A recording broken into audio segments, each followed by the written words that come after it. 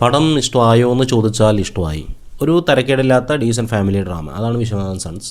വലിയ high movements ഒന്നും ഇല്ലാതെ ഫ്ലാറ്റായി പോകുന്ന ഒരു സിനിമയാണെങ്കിലും അത്യാവശ്യം ബോറടിക്കാതെ നല്ലൊരു ഫ്ലോയിൽ കൊണ്ടുപോകുന്നുണ്ട്. സത്യത്തിൽ തുടക്കം ഒരു 10-15 മിനിറ്റ് കണ്ടപ്പോൾ അയ്യോ വന്ന് പെട്ടോ എന്നുള്ളൊരു ഫീൽ ആയിരുന്നു. മൊത്തത്തിലൊരു തെലുങ്ക് സിനിമ ടെംപ്ലേറ്റ് പരിപാടി. പക്ഷേ മെയിൻ പ്ലോട്ടിലേക്ക് സിനിമ എത്തിയപ്പോഴേക്കൊക്കെ പടം ഒന്ന് ഓണായി, കുറച്ചും കൂടി ഒന്ന് കണക്റ്റായി. ഇതിനു മുമ്പ് റിലീസായ കറുപ്പൊരു ഭയങ്കര ഹിറ്റൊക്കെ ആയിരുന്നെങ്കിൽ എനിക്ക് പേഴ്സണലി ആ പടത്തിനോടൊരു കണക്ഷൻ കിട്ടിയിട്ടുണ്ടായിരുന്നില്ല. ബട്ട് വിശ്വനാഥൻ സൺസ് ആക്ച്വലി എനിക്ക് ഓക്കെ ആയിരുന്നു.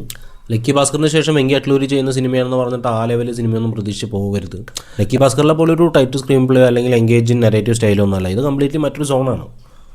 കഥയെന്ന് ചുരുക്കി പറഞ്ഞാൽ അമ്മയോടൊപ്പം ജീവിക്കുന്ന സഞ്ജയ് വിശ്വനാഥ് എന്നുള്ള റിച്ച് ആയിട്ടുള്ള ഒരു പേഴ്സൺ. റിച്ച് എന്നൊക്കെ പറഞ്ഞാൽ ഭയങ്കര റിച്ച് ആയിട്ടുള്ള പേഴ്സൻ്റെ ജീവിതത്തിലേക്ക് തന്നേക്കാൾ ഒരുപാട് പ്രായം കുറഞ്ഞിട്ടുള്ള മാഡി എന്നൊരു പെൺകുട്ടി എത്തുന്നതും അതിന് ശേഷം ആളുടെ ജീവിതത്തിൽ ഉണ്ടാകുന്ന കോൺഫ്ലിക്റ്റുകളും പരിപാടികളൊക്കെയാണ് മെയിൻ പ്ലോട്ട്. വെങ്കി അട്ലൂരിയുടെ ഏറ്റവും വലിയൊരു സ്ട്രെങ്ത് ആയിട്ട് എനിക്ക് ഈ സിനിമയിൽ തോന്നിയത് ഫാമിലി ഇമോഷൻസ് ഹാൻഡിൽ ചെയ്യുന്ന ആൾ ഭയങ്കര കൺട്രോളിൽ ചെയ്തിട്ടുണ്ട്. പല സ്ഥലത്തും ഭയങ്കര ഡ്രാമയായിട്ടോ അല്ലെങ്കിൽ ഒരു സീരിയൽ ലെവലിലേക്കൊക്കെ പോകാൻ ചാൻസ് ഉള്ള സീനുകളൊക്കെ എത്തുന്ന സമയത്ത് ഏതെങ്കിലും ഒരു ലൈറ്റ് മൊമെൻറ്റോ ഒരു കോമഡി സീനൊക്കെ വെച്ചിട്ട് ആളതിനെ നല്ല രീതിയിൽ ബാലൻസ് ചെയ്ത് കൊണ്ടുപോയിട്ടുണ്ട്.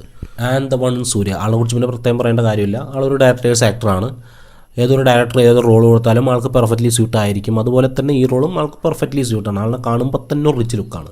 ഭയങ്കര രസത്തിൽ ആൾ പെർഫോം ചെയ്തിട്ടുണ്ട്. ഒരു വിൻറ്റേജ് സൂര്യനെ കാണാൻ പറ്റിയ എന്നൊക്കെ വേണമെങ്കിൽ പറയാം. ഒരു സിലിണ്ടർ കാതൽ അല്ലെങ്കിൽ ഗജനിയിലൊക്കെ കണ്ട ആ ഒരു ചാർമിങ് സൂര്യനെ പല ഭാഗത്തും കാണാൻ കിട്ടി. സെക്കൻഡ് ഹാഫിൽ ഒരു ഫോൺ വെച്ചിട്ടുള്ള ഒരു ഇമോഷണൽ സീനുണ്ട്. ആ സമയത്ത് അങ്ങേരുടെ പെർഫോമൻസ്, ഇമോഷണൽ സീനുകൾ പ്രസൻറ്റ് ചെയ്യണതിൽ അങ്ങേരുടെ ക്യാപ്പബിലിറ്റി എന്താണെന്ന് കാണിക്കുന്ന വിധത്തിലുള്ളൊരു പീക്ക് പെർഫോമൻസ്. പിന്നെ സിനിമയിലെ ഏറ്റവും വലിയ ഹൈലൈറ്റ് മമിത ബൈജു. ഒന്ന് പാളിയിൽ എന്തായാലും ക്രിഞ്ചാവാൻ ചാൻസ് ഉള്ളൊരു ക്യാരക്ടർ, പക്ഷെ ഒരു മീറ്റർ പിടിച്ച് വളരെ നല്ല രീതിയിൽ വളരെ നീറ്റായിട്ട് മമിത അത് ചെയ്തിട്ടുണ്ട്. ഒട്ടും ഓവറാക്കാതെ അണ്ടർപ്ലേ ചെയ്യേണ്ടടുത്ത് അണ്ടർപ്ലേ ചെയ്ത് വളരെ നീറ്റായിട്ടുള്ളൊരു അപ്രീസിയേഷൻ അർഹിക്കുന്ന ഒരു പെർഫോമൻസ്. ആൻഡ് രാധിക ശരത്കുമാറിൻ്റെ പെർഫോമൻസ് അടിപൊളിയായിരുന്നു. പ്രത്യേകിച്ച് മമിതയും രാധിക ശരത്കുമാറും തമ്മിലുള്ള കോമ്പിനേഷൻ സീൻസൊക്കെ ഭയങ്കര രസമായിരുന്നു.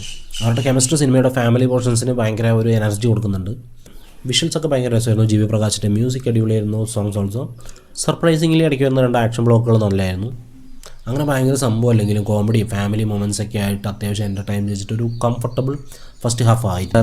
പക്ഷേ സെക്കൻഡ് ഹാഫാണ് സിനിമയുടെ ബിഗ്ഗസ്റ്റ് പ്രോബ്ലം. അതുവരെ സിനിമ പോയിക്കൊണ്ടിരുന്ന ഒരു മെയിൻ പ്ലോട്ടിൽ നിന്ന് ഡൈവേർട്ട് ചെയ്ത് ഒരു കല്യാണവും അതിൻ്റെ കുറേ പരിപാടികളൊക്കെ ആയിട്ട് അങ്ങോട്ട് മാറും. അതൊന്നും എനിക്ക് ഒട്ടും കണക്റ്റായില്ല. ഒരു വലിച്ചിലൊക്കെ ഫീൽ ചെയ്തു. പിന്നെയും സിനിമ മെയിൻ പ്ലോട്ടിലേക്ക് വരുമ്പോഴേക്കും ആ ഒരു മൊമെൻറ്റം ഇല്ലാണ്ടായ പോലെ. അതുപോലെ പടത്തിൽ കുറേ സീനുകളുണ്ട്, കുറച്ച് ഓവറാണെന്ന് തോന്നിപ്പിക്കുന്ന ചില സീനുകൾ, ലൈക്ക് അവോയ്ഡ് ചെയ്യാമായിരുന്ന കുറേ സീനുകൾ. ഇനി ക്ലൈമാക്സിലേക്ക് വരുമ്പോൾ ക്ലൈമാക്സിനേക്കാൾ എനിക്ക് ഇഷ്ടപ്പെട്ടത് ക്ലൈമാക്സിന് തൊട്ട് മുമ്പുള്ള പ്രീ ക്ലൈമാക്സ് എൻഡിങ് ആയിരുന്നു. ആ പോർഷൻ കുറച്ചുകൂടി സെൻസിബിൾ റെസ്പോൺസിബിൾ ആയിട്ട് തോന്നി. ഇൻഫാക്ട് അതായിരുന്നു സിനിമയുടെ ആക്ച്വൽ ക്ലൈമാക്സ് എങ്കിൽ എനിക്ക് ഈ സിനിമ കുറച്ചുകൂടി ഇഷ്ടപ്പെട്ടാണ്. പക്ഷേ സിനിമ വീണ്ടും പ്രെഡിക്റ്റബിൾ ക്ലൈമാക്സിലേക്ക് പോയി. It's okay. So overall perfect സിനിമയൊന്നുമല്ല. കുറച്ച് അൺനെസസറി സ്ട്രെച്ച് ചെയ്യുന്ന കുറേ പോർഷൻസ് ഉണ്ടെങ്കിലും പക്ഷേ അതൊക്കെ മാറ്റി വെച്ചാൽ വലിയ കോംപ്ലിക്കേഷൻസ് ഒന്നും ഇല്ലാതെ കംഫർട്ടബിളായി കാണാൻ പറ്റുന്ന ഒരു പ്ലസൻറ്റ് ഫാമിലി എൻ്റർടൈനർ. അതാണ് വിശ്വനാഥൻ സൺസ്. വീണ്ടും പറയുന്നു, ലക്കി ഭാസ്കറൊന്നും പ്രതീക്ഷിച്ച് പോകരുത്. സൂര്യയുടെ ഒരു ചാർമിങ് പെർഫോമൻസ് അല്ലെങ്കിൽ മമിതയുടെ പെർഫോമൻസ്, ഒരു ഫാമിലി എൻ്റർടൈൻമെൻറ്റ് പരിപാടിയൊക്കെ ഇഷ്ടമാണെങ്കിൽ ഒന്ന് ട്രൈ ചെയ്ത് നോക്കാവുന്ന ഒരു നല്ല സിനിമയാണ്. ഇതുപോലെയുള്ള സിനിമകളും സിനിമ വിശേഷങ്ങളും അറിയാൻ കീപ് ഫോളോയിങ് മീ. മറ്റൊരു സിനിമയായിട്ട് ഞാൻ വീണ്ടും വരാം. അൻറ്റിൽ then keep watching good movies.